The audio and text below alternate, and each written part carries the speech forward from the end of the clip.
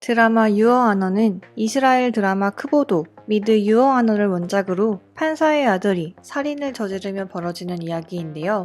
오늘 영상에서는 원작의 내용을 알려드리겠습니다. 이야기는 판사 마이클의 아들 아담이 어머니의 기일을 맞아 어머니의 사고 장소로 향하는 모습으로 시작되는데요.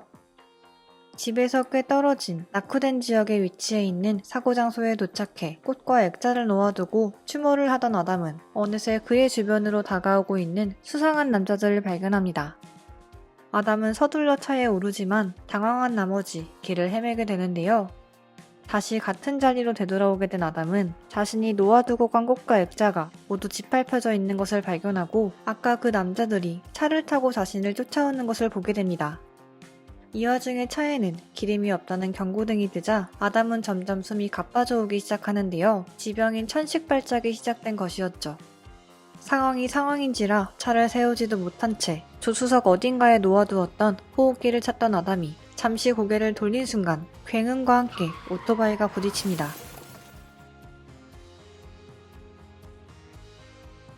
아담을 쫓던 차는 그대로 도망가 버리고 차에서 내린 아담은 차 앞바퀴에 깔려있는 오토바이와 그보다 멀리 흥건한 피와 함께 쓰러져 있는 남자를 발견합니다. 남자의 이름은 로코, 이 지역의 가장 부패한 권력가 범죄 조직 보스 지미의 막내 아들이었는데요. 이 사실을 모른 채 로코에게 인공호흡을 하던 아담은 바닥에 떨어져 있는 로코의 핸드폰으로 911에 신고를 하려 하지만 천식으로 기도가 폐쇄된 그의 목소리는 아무런 소리도 내지 못하죠. 점점 정신을 잃어가는 로코를 바라보며 패닉에 빠진 아담은 겨우 차로 돌아가 호흡기로 숨을 돌린 뒤 그대로 차를 몰고 도망치기 시작합니다. 마이클에게 전화를 걸지만 재판 중인 마이클은 전화를 받지 않고 아담은 옆 차선에 있는 경찰차가 혹시 자신을 체포하려는 건 아닌지 두려움에 질리는데요. 경찰이 자신을 쳐다보는 것 같다고 느끼던 아담은 순간 911로부터 오는 전화와 함께 사건 현장에서 자신도 모르게 로코의 핸드폰을 가져온 것을 발견합니다. 아담은 자신 나름대로 증거를 없애겠다는 생각으로 로코의 핸드폰을 강물에 던져버리는데요. 재판을 마치고 집에 돌아온 마이클은 상태가 이상해 보이는 아담에게 무슨 일이 있었는지 묻고 곧 그에게서 그가 자동차 사고를 냈다는 것과 죽어가는 사람을 내버려둔 채 왔다는 것을 듣게 되죠. 아내를 잃은 뒤 하나밖에 남지 않은 아담을 너무나 사랑하지만 이 일이 얼마나 심각한 사건인지 알고 있는 마이클은 아담과 함께 자수를 하러 경찰서로 향하는데요. 아담의 형량을 조금이라도 줄이기 위해 먼저 담당 형사를 만나러 혼자 경찰서로 들어간 마이클은 뜻밖에도 익숙한 얼굴을 마주칩니다. 오열하고 있는 지미의 부인과 말없이 그녀를 안아주고 있는 지미의 모습을 본 마이클은 직감적으로 아담이 죽인 남자가 지미의 아들이라는 것을 알아차리죠. 이대로 아담을 자수시킨다면 아담이 지미의 손에 죽게 되리란 걸 알고 있는 마이클은 아담과 함께 다시 집으로 돌아오는데요.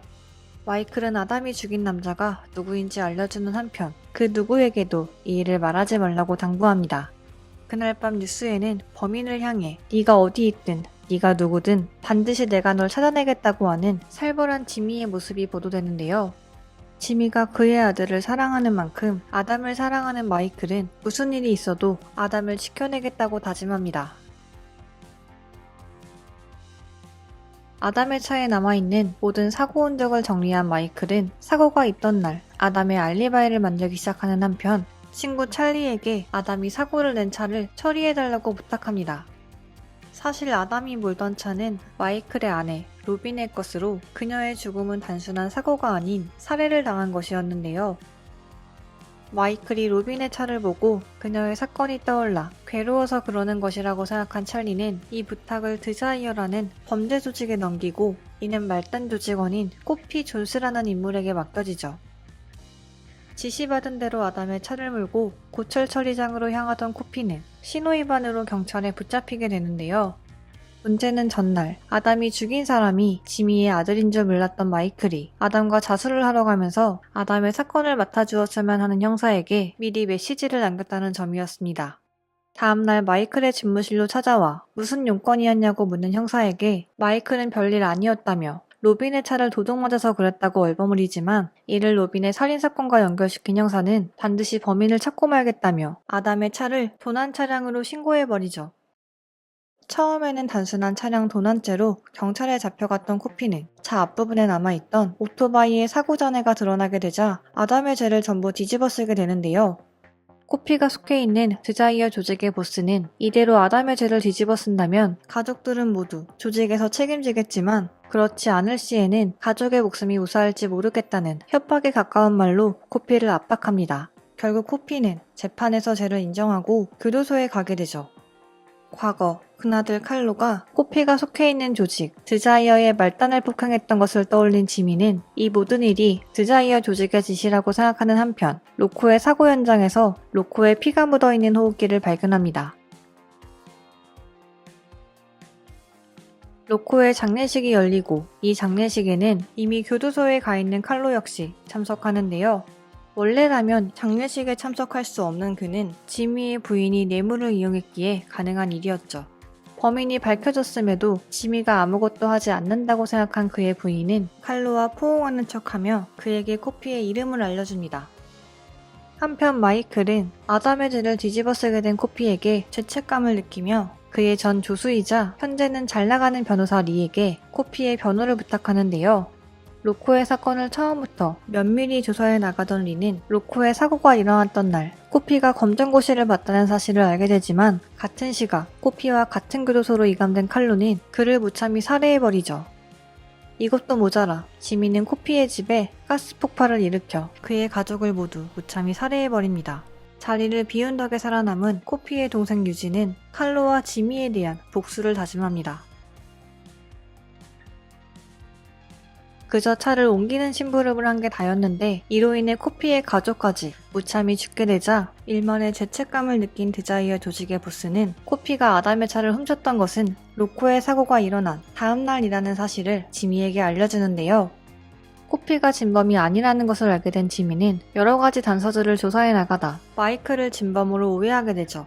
지미에게 죽임을 당할 위기에 처한 마이클은 칼로가 코피를 죽인 것을 경찰이 알게 되었으며 이번에 그의 죄가 밝혀지면 그는 무조건 사형이라는 말과 함께 자신이 이를 해결해주겠다는 말로 겨우 위기를 벗어납니다.